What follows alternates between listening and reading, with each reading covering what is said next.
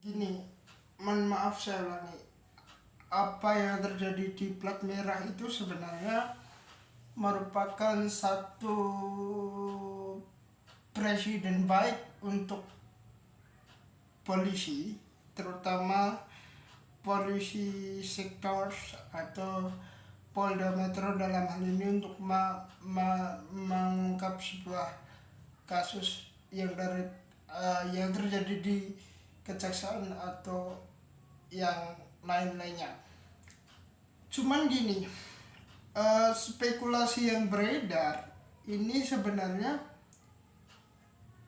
sedari awal saya mengatakan benar tidak, benar tidak, dan ini tampaknya dikonfirmasi tadi dari kejaksaan lewat Kapus Penkum Anang Supriyatna bilang uh,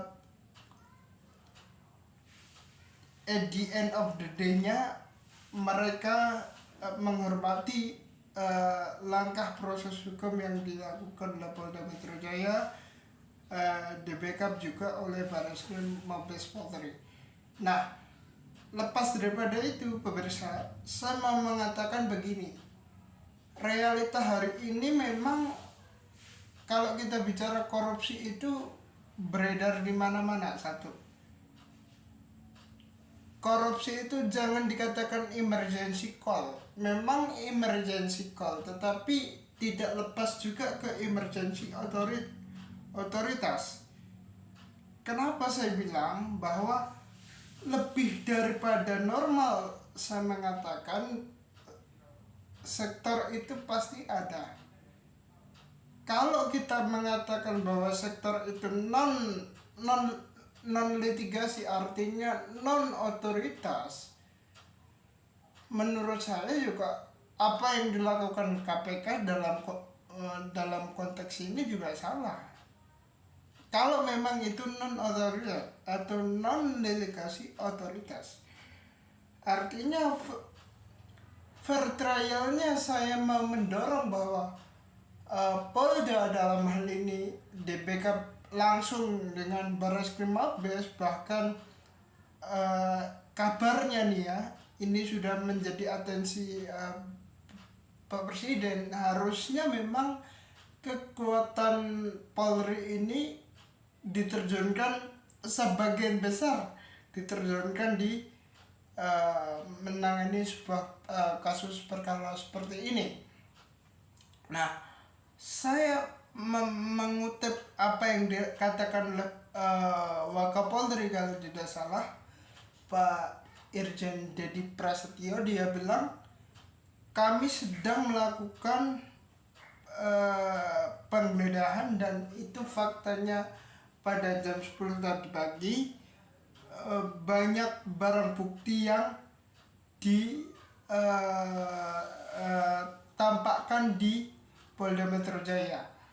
Nah, lepas daripada itu pemirsa, saya mengatakan begini, lepas dari otoritas itu, sebenarnya juga saya mempunyai keyakinan penuh bahwa harusnya kalau kita mau berbicara secara fair dan trial, harusnya Polda itu harusnya harusnya kejaksaan itu bersih dari korupsi. Tapi kalau kita melihat dalam preskon tadi, kejaksaan juga tidak membantah adanya korupsi,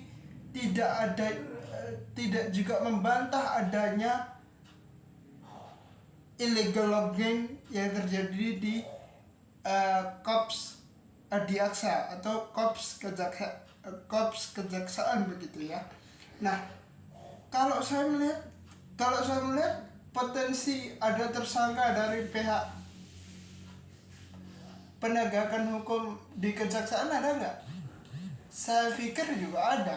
Tapi seberapa jauh kemampuan Polda, kemampuan pihak polisi untuk melakukan pendekatan berupa, sekali lagi, berupa melakukan pemeriksaan terhadap yang diduga uh, pelaku yang diduga melakukan sebuah markup harga di kompleks lingkup Kejaksaan Agung.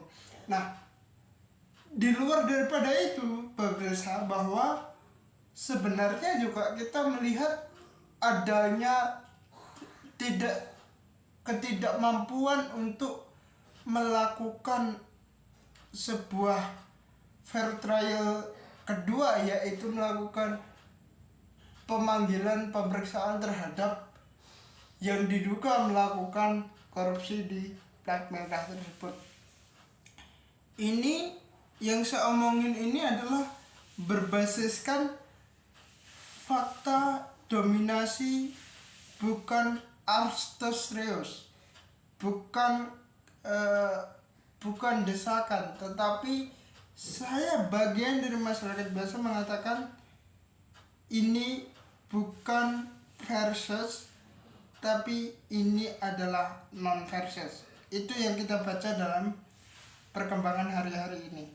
Nah, kalau kemudian kita melakukan sebuah tindakan normalitas terhadap situasi dan kondisi hari ini, saya berani mengatakan bahwa polisi harus tegas dalam kasus ini kalau nantinya ada tersangka. Kenapa? Saya tidak mau polisi terlibat dalam ya tadi politik praktis lah, politik argumentasi dan segala macam. Nah, di sisi lain saya mengatakan bahwa ini harus diungkap nih, perkara yang sebegini besarnya. Kalau memang itu benar ini terjadinya di kompleks Kejaksaan Agung atau kompleks Adiaksa begitu, kalau memang ini benar, ya harus fair mengatakan polisi yang sebenarnya nggak berani turun ke Kejaksaan Agung dalam kasus ini harusnya berani. Kalau dilandasi dengan keberanian itu, saya yakin dan percaya Polda bisa mengungkap ini. Kalau memang itu diseriusin, ya, kalau memang itu diseriusin, Polda saya yakin bisa mengungkap ini, gitu. Ya.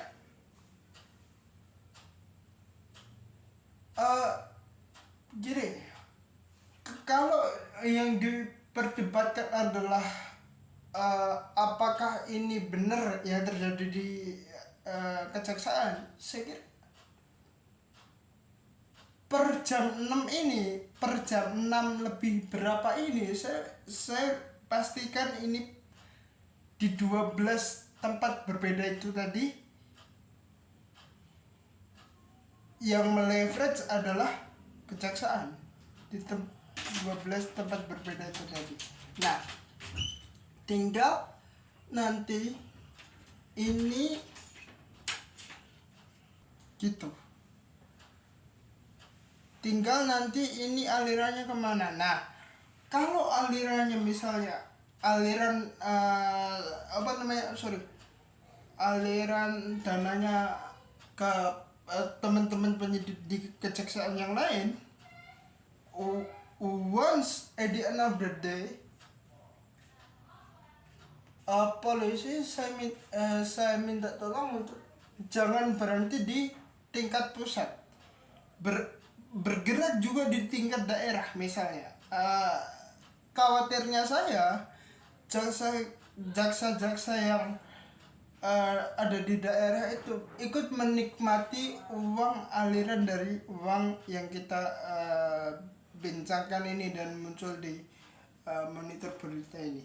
Nah, saya melihat apakah ada potensi itu. Sejauh mata saya memandang, sejauh mata saya melihat, pasti ada. Tapi tinggal kemauan Polda, tinggal kemauan polisi tempat di daerah-daerah tersebut. Apakah mereka mau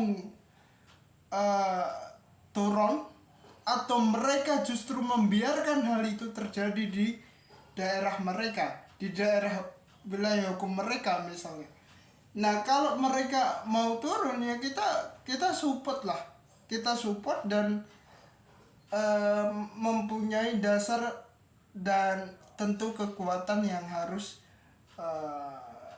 diblessingkan dalam kasus ini atau dalam pengungkapan perkara ini, gitu. Saya nggak bisa terakhir singkat aja karena habis ini saya mau makan. Terakhir singkat aja gini, argumentasi yang timbul adalah ini viral atau enggak. Saya yakin, saya terakhir cek di TikTok tadi jam 2 itu sudah ada video kayak begini, tapi dipotong-potong disebarkan di TikTok. Nah, potensi untuk keviralan ini ada, tapi tidak besar loh. Tidak besar kalau memang polisi benar untuk menyelesaikan ini. Apa yang terjadi di kejaksaan, apa yang terjadi di 12 tempat berbeda yang dilakukan penggeledahan tadi malam sampai dengan tadi pagi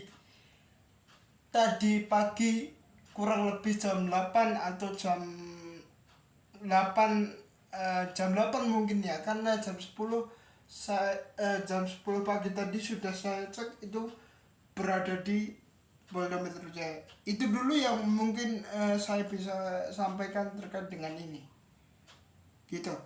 Untuk kasus yang lain ntar dulu ya, karena saya habis ini mau makan dulu. Makasih.